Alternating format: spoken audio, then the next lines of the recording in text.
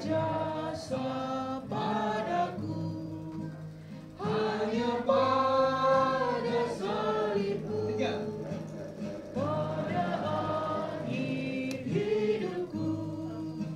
Bila tiba ajalku, bila aku bertemu dan menghadap tatamu, batu zaman yang teguh, aku mohon berteduh. Amin. Kita satu doa. Bapa yang surga, bersyukur kami naikkan kepadamu. Hari ini kami jemaat pada sukacita, di mana jemaat pada hari ini berkumpul di keluarga Pak Gatot, di mana kami menghibur keluarga Pak Gatot, di mana sehari malam ketukan, di mana orang tua Pak Gatot, Pak Soekarno, Tuan panggil.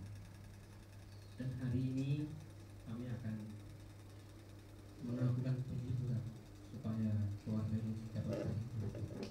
Pimpin acara kami berkati kami bagian.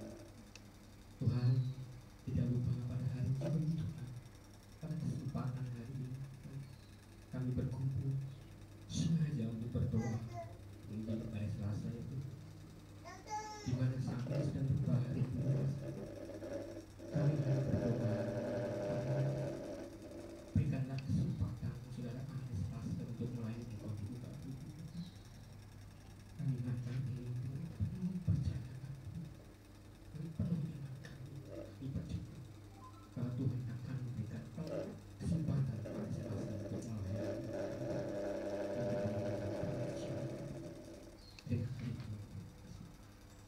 Dan juga Tuhan berikan penghiburan kepada keluarga Pak, sehingga tidak berlalu malam kedua. Terima kasih Tuhan. Hanya dalam nama Tuhan Yesus kami telah berdoa. Amin.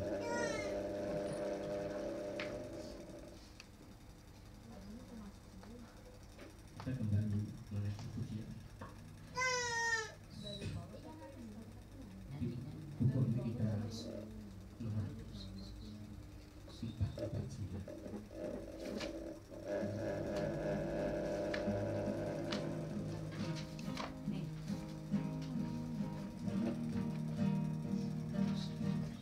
Ayat pertama. Bila tugasku telah selesai, selamatku tiba di pantai permai, dan dari Tuhanku tak tercerai. Itu bagiku bahagia bakal.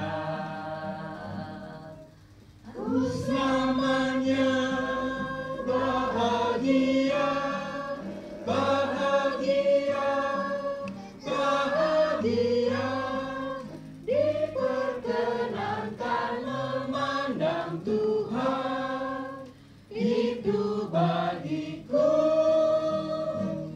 bahagia bakal.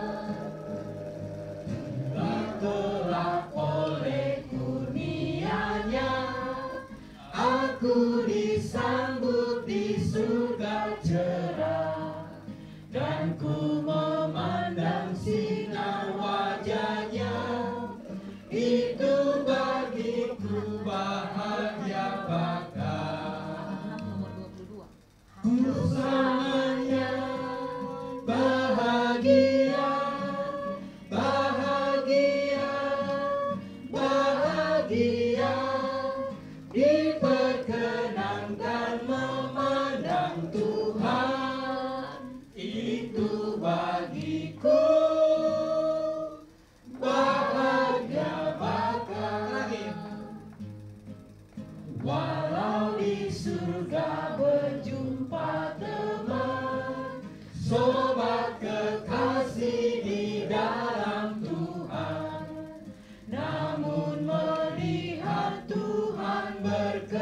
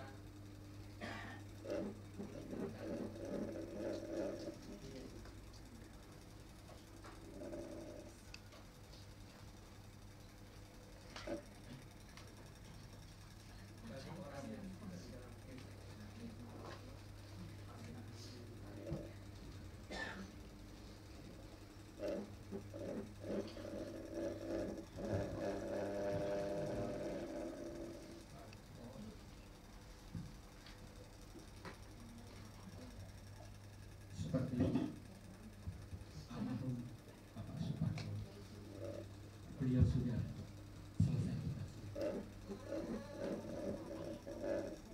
Begitu juga hari ini kita juga sudah menantikan tugas itu semua. Karena kerinduan kita yang sudah diselamatkan adalah berjumpa dengan Juru Selamat kita.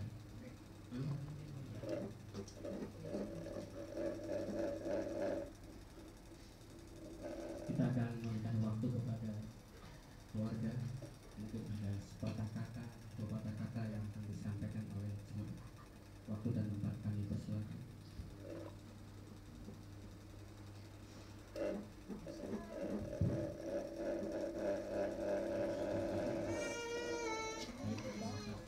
Bapak Ibu, saudara terkasih di dalam Tuhan Yesus Kristus, terutama jemaat yang bisa kesempatan hari kami mengucapkan terima kasih karena dari jemaatlah kami bisa dihibur, kami bisa diberikan kekuatan. Kemarin dari jemaat sudah hadir dari orang tua kami Pak Suparno yang sudah dipanggil Tuhan. Kami juga mengucapkan terima kasih jemaat yang sudah memberikan waktu dan juga menghibur kami, berbesar kami.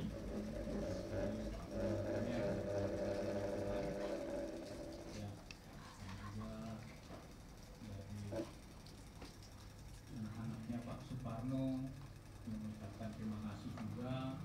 Jadi yang kemarin hadir yang jauh dari Manado, dari Kalimantan, rasa berduka karena kesempatan yang mereka inginkan bertemu dengan orang tua ya sudah jelas.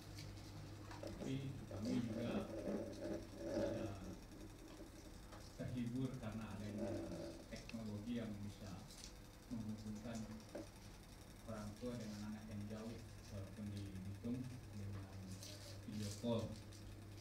Hanya saja orang tua lambat laun tadi saya bilang tapi hal yang terindah bagi kita tujuan akhir kita mati, kita ke surga, meninggalkan hal-hal dunia fana yang kalau kemarin dia terbaring lemah apa daya. Kalau dibilang sih sakit enggak, cuman ya karena udah tua. Terima kasih untuk jemaat Pak Gembala Kurnia dan juga yang sudah hadir di tempat kami menghibur kami pada kembali pagi.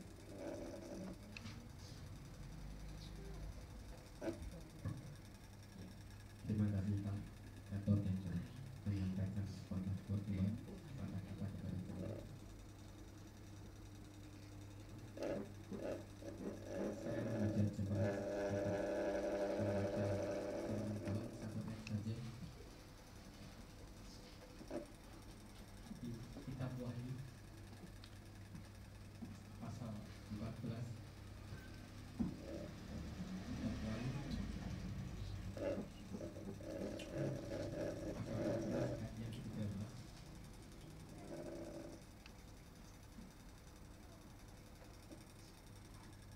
Kalau sudah menemukannya, kita akan membacanya bersama-sama. Pada Tuhan ketiga. 1, 2, 3. Dan aku mendengar suara dari surga berkata, tuliskanlah, berbahagialah orang-orang yang mati dalam Tuhan sejak sekarang ini. Sungguh kata Roh, supaya mereka boleh beristirahat dari jerih Tuhan mereka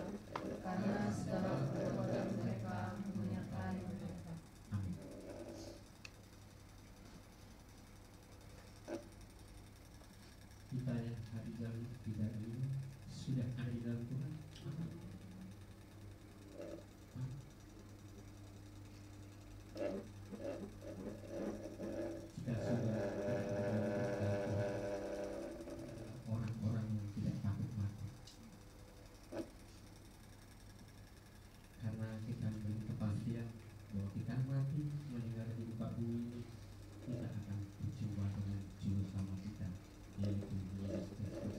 Amin. Kita akan mendengarkan uraian firman Tuhan yang akan disampaikan oleh Bapak Gembala Kurnia. Setelah kita akan mengangkat satu pujian lagi, itu 20 kita 320.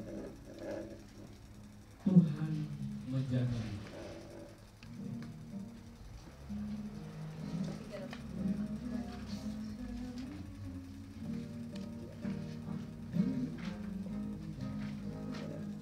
Pertama, Janganlah takut kesusahan,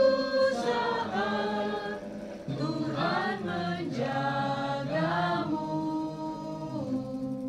Padanya ada perlindungan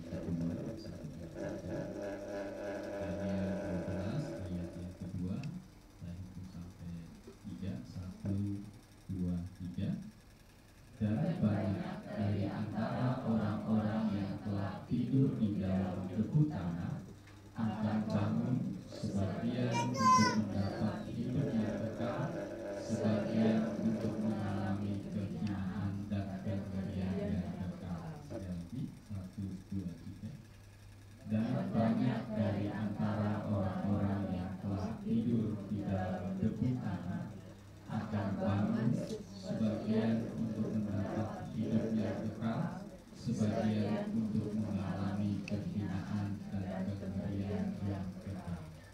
Dan kita berdoa. Tuhan, ya, kami malam hari ini berkumpul di rumah datang minggu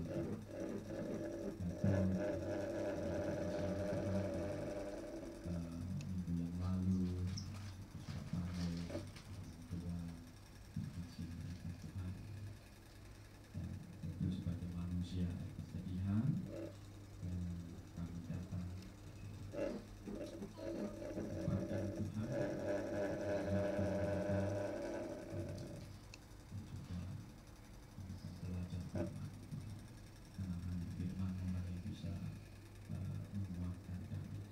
terima kasih dalam nama Tuhan Yesus kami berdoa. Amin.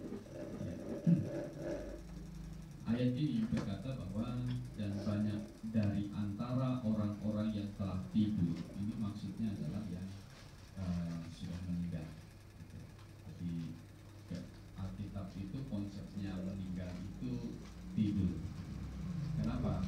Karena kalau kita ngomong saya mau tidur, besok itu apa? Besok bangun gitu.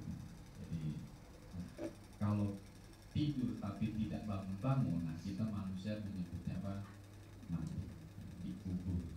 Dikubur, maka di sini dibilang apa? Mereka yang telah tidur dalam kekuburan. Mati, dikuburkan, begitu. Mereka yang sudah mati, kita semua juga nanti. Kemudian di sini bilang apa? Akan bangun. Semua yang akan mati itu akan bangun lagi.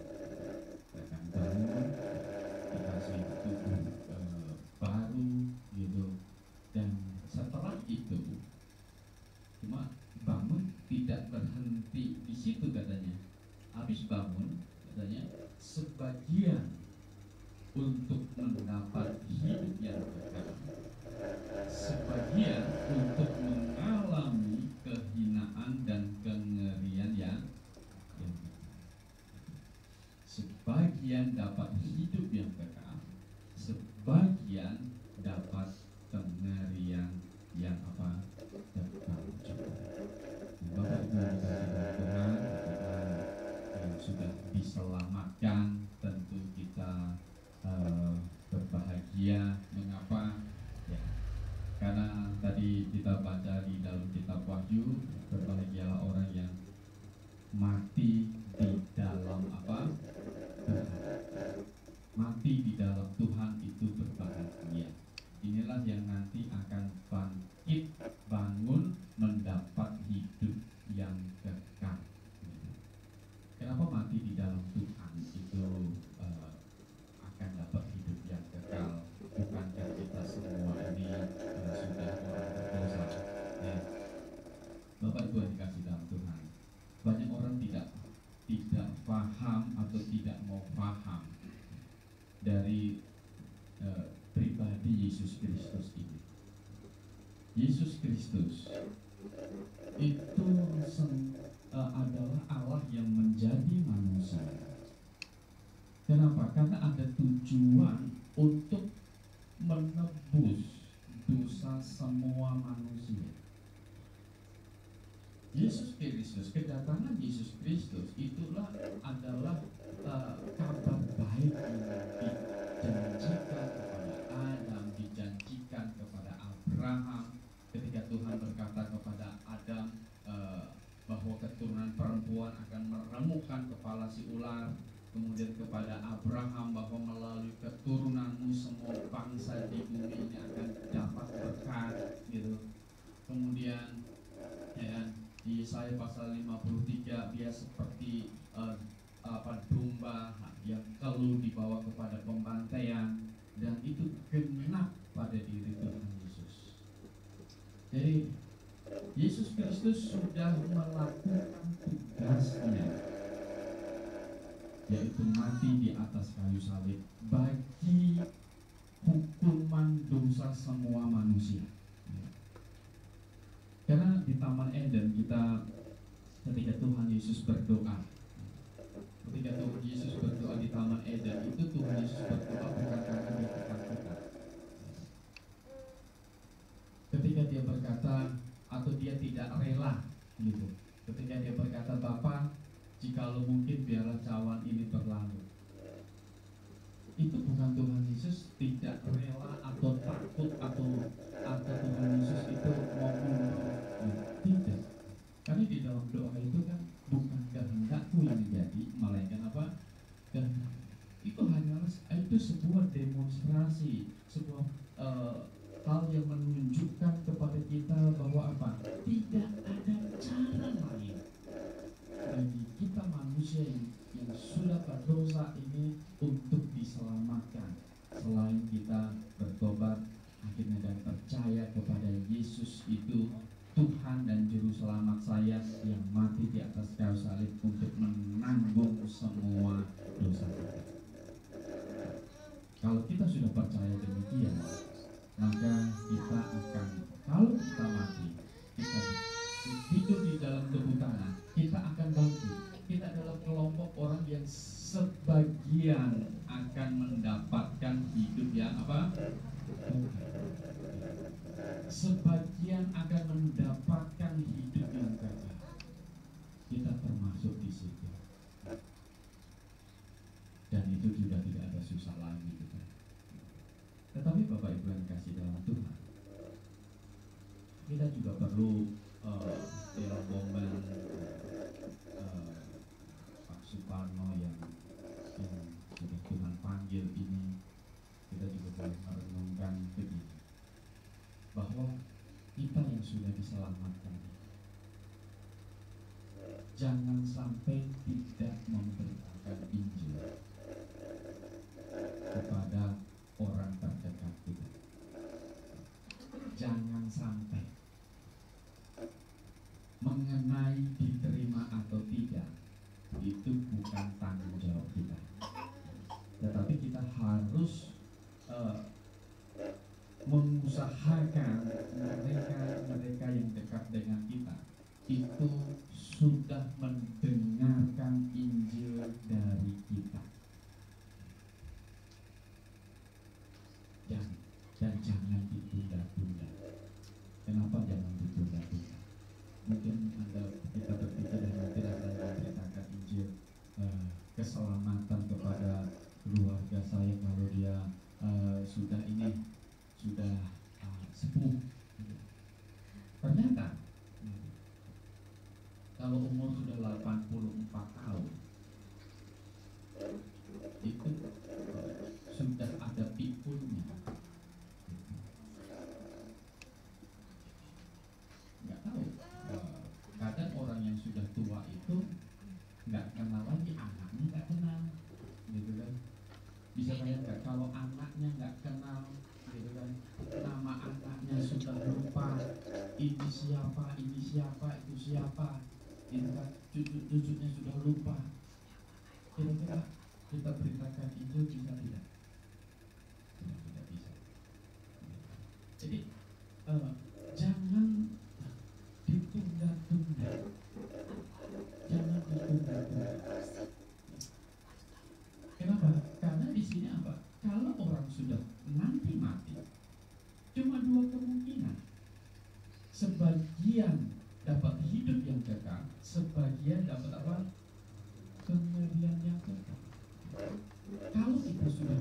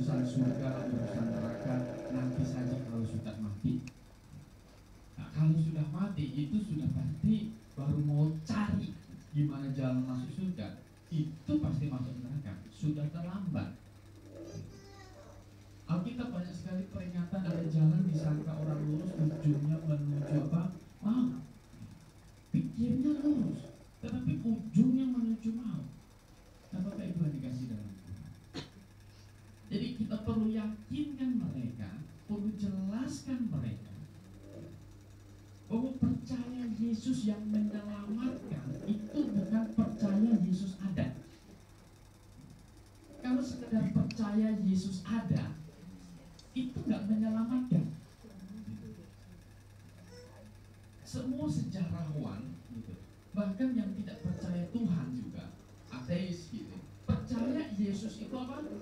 Ada. Gitu. Orang Yahudi sekarang, orang Israel, walaupun mereka tidak percaya Yesus Tuhan, mereka itu bangga sekali. Gitu. Bahwa apa? Yesus itu orang Israel, gitu. Orang Yahudi. Gitu. Maka mereka selalu dengan orang Kristen kayak harusnya dekat. Gitu. Walaupun mereka nggak percaya Yesus itu Tuhan. Jadi itu tidak menyelamatkan. Atau percaya hanya Yesus itu apa? Dia ada. Bukan menyelamatkan. Percaya Yesus itu apa? Nabi. Itu juga belum menyelamatkan. Percaya Yesus itu nabi, itu belum menyelamatkan. Kenapa? Kalau hanya sekedar nabi, maka Yesus Kristus itu orang berdosa. Dan semua nabi itu juga berdosa. Ada nggak nabi yang tidak berdosa? Ada. Semua nabi berdosa. Nah, kalau Yesus sekedar nabi, maka Yesus itu tidak bisa menebus dosa kita. Kematiannya di atas kayu salib itu juga menjadi sia-sia kalau dia sekedar apa? Nabi. Jadi Yesus Kristus bukan sekedar nabi. Dia adalah Tuhan, dia adalah Allah yang menjadi manusia. Yang kematiannya di atas kayu salib.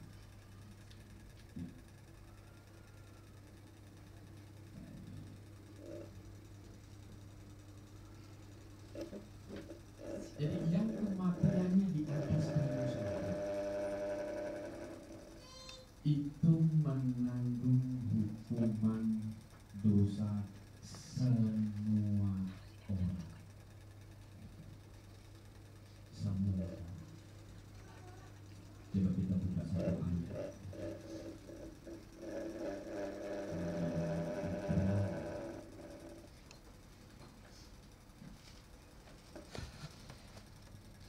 Ibrani pasal yang kedua.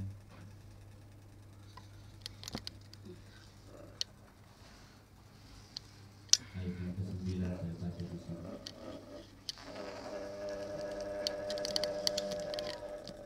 Tetapi dia, maksudnya Yesus Kristus, yang untuk waktu yang singkat, jadi hanya 30 tahun waktu dia tinggal di dunia ini, lahir kemudian mati di atas kayu salib. Waktu yang singkat dibuat sedikit lebih rendah daripada malaikat-malaikat. Jadi dia menjadi manusia. Jadi tingkatannya manusia dengan malaikat itu, malaikat diciptakan lebih tinggi. Tentu malaikat sama manusia lebih cerdas malaikat. Ya. Kita untuk pintar kan perlu belajar. Malaikat nggak perlu belajar.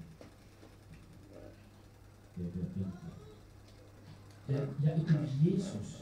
Kita lihat Yesus dibuat sedikit lebih rendah daripada malaikat, yang oleh karena penderitaan maut dimahkotai dengan kemuliaan dan hormat, supaya oleh kasih karunia Allah.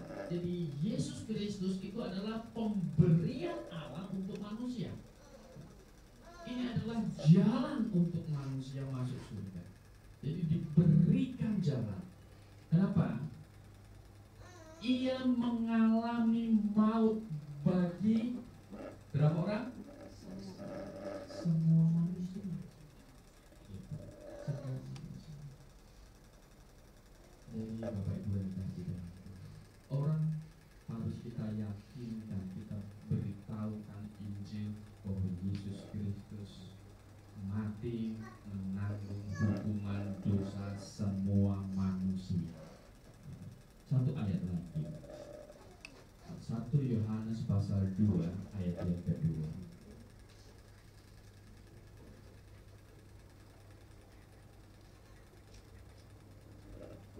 dan ia adalah pendamaian untuk apa katanya? Segala dosa kita, dan bukan untuk dosa kita saja, tetapi juga untuk dosa seluruh apa? Dunia. Jadi Bapak Ibu yang dikasihi dalam Tuhan, jadi Yesus adalah pendamaian untuk segala dosa. Nah, segala dosa itu berapa banyak dosa? Seluruh, semua, segala dosa. Jadi percaya Yesus yang benar-benar percaya itu adalah percaya Yesus yang sudah percaya Yesus, berarti Yesus itu sudah menanggung hukuman dosa saya yang dulu, sekarang, dan dosa yang akan apa? Datang. Sudah ditanggung Yesus semuanya. Karena Alkitab bilang menanggung segala dosa. Ada yang sisa tidak? Ada dosa yang sisa yang tidak ditanggung Tuhan tidak? Tidak ada. Semua dosa. Semua dosa. Jadi Bapak Ibu yang dikasih dalam Tuhan, ini yang kita perlu lakukan.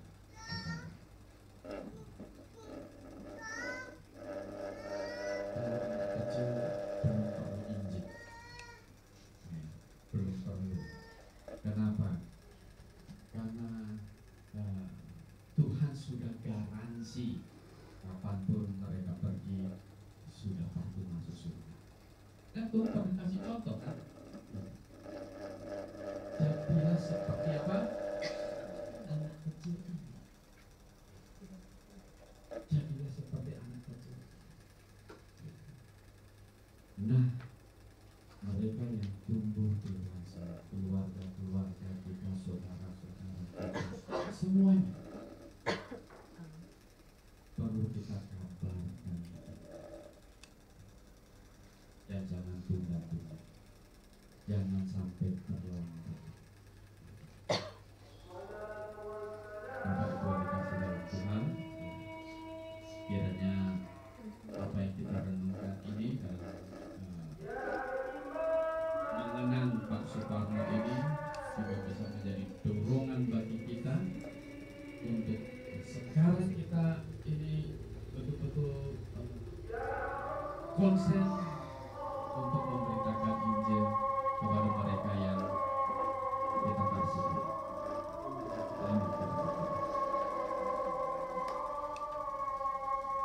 Tuhan, terima kasih di momen kami mengenang Pak Suparno, Tuhan, juga menjadi pelajaran bagi kami.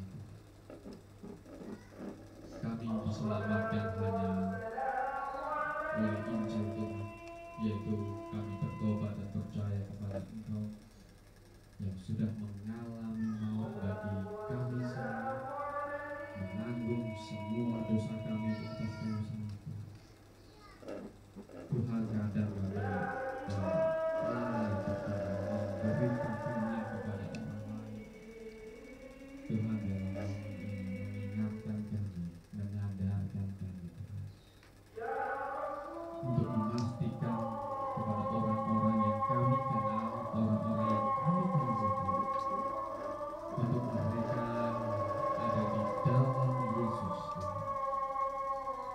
Mereka sama seperti kami, percaya kepadamu sebagai Tuhan dan Juru Selamat. Tuhan, kami berdoa untuk semua yang kami kenal, biarlah mereka pada kesempatan kami untuk memberitakan firman-Mu di waktu-waktu hidup Tuhan. Tuhan, juga biarlah kami terus terdorong, gairah kami untuk menyampaikan Injil, menyampaikan kebenaran itu tidak pernah padam, Tuhan. Karena kami tahu setelah seseorang meninggal, dikuburkan di dalam kebutaan, satu hari akan bangun kembali, dan hanya ada dua tempat yang akan dikuburkan. Sebagian mendapatkan hidup yang kekal, mereka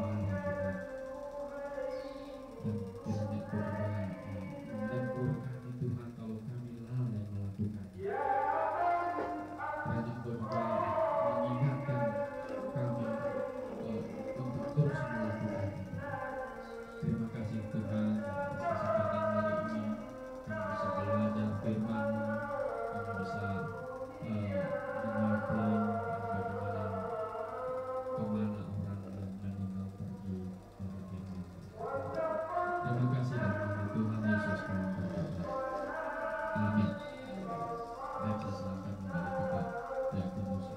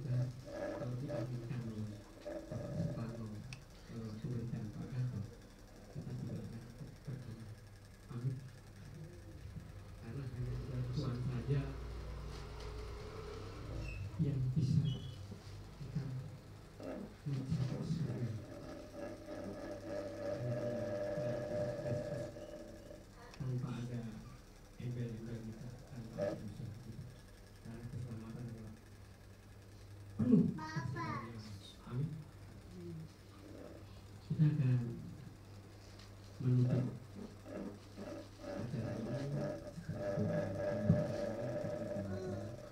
saya minta kesediaan silakan Yohanes menutup satu doa.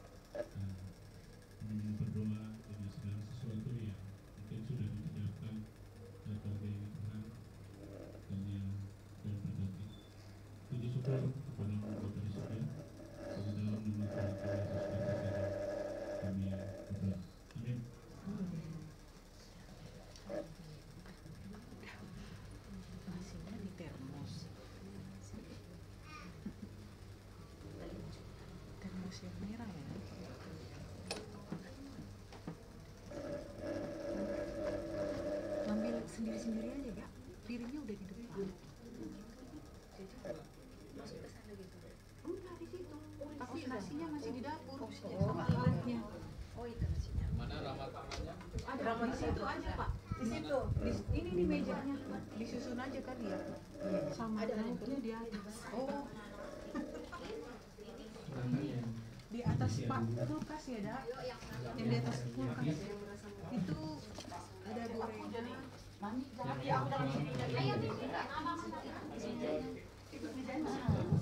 yang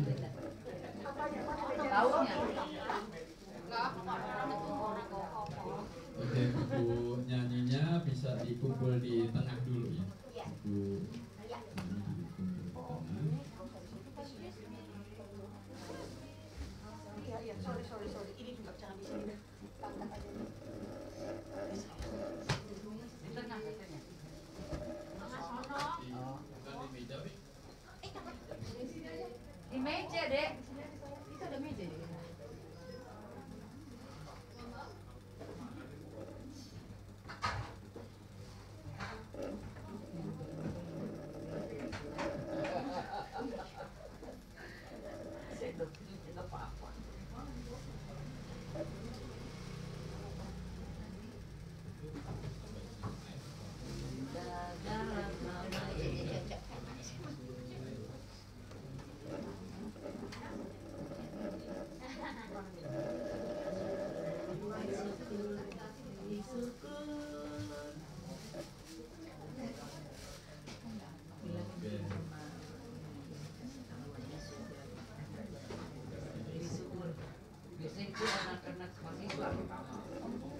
Iya pakai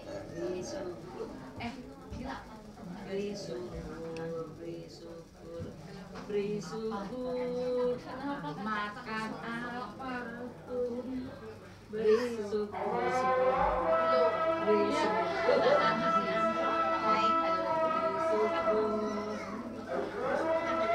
kita kan sampai ke surga langsung ya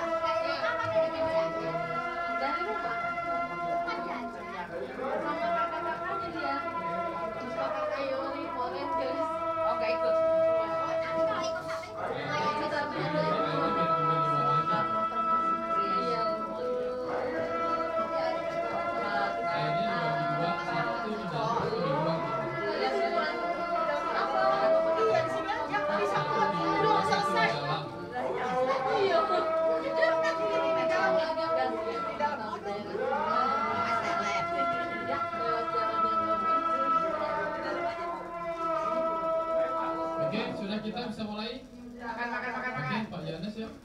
Pak Abe, kita mulai. Timun ada. Timun aja. Aduh udah makan banyak. Enggak, timun aja. Tapi nasinya udah banyak. Pakai sayur ya. Serap. Makan mau bisa mencapai. Udah timun aja. Enggak. Kok begitu nanti rumah kan ya? Ya di rumah kan aja. Di rumah aja. Timun nasi uduk makan. Nasi uduk. Ada yang bisa dimakan buat aku mau. Kalau capek masakan aku. Di rumah sedia. Ada kentang. Ada kentang. Ah, kentang, tuyul. Tuyul. Tuyul juga. Enggak mau.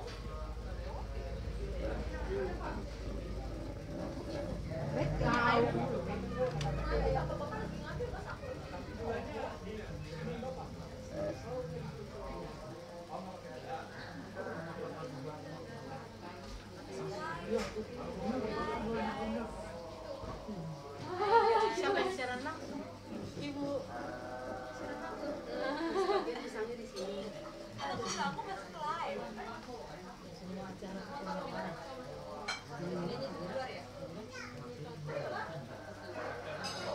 Tuh, misalnya di makan.